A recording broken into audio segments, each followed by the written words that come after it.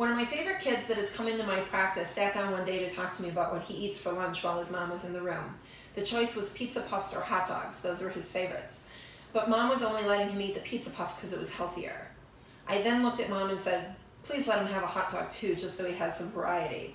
And then I backtracked and said, I actually don't want him to eat either. Let's talk about the difference between what's healthy and what's not healthy, because neither of those were good. So one thing I like to share is the difference between what I call food and manufactured product.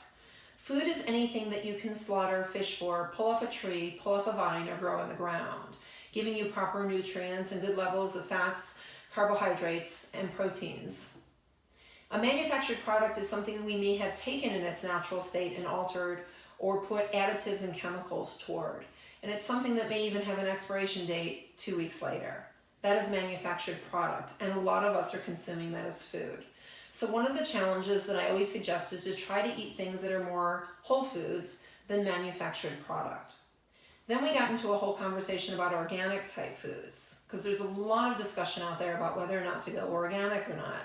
Please understand I would pick organic over non-organic every day, but also know that organic doesn't necessarily mean that there aren't any chemicals at all that are used in the farming of it. There still are some. Definitely less evil than the possibility of over 900 synthetic chemicals that are used in non-organic farming. So that's important to understand too. How far do we go with all of this? Well, I challenge you to do as much as you can. Eating the whole foods will definitely help. Because if you think about it this way, if we take something that could potentially be toxic and we do it in a very small amount, the body's really a pretty smart place and it can probably handle that. But in our world where we're eating things over and over and over again over weeks, months, and then years, it can have a toxic effect. And that's where we're starting to see a lot of illness.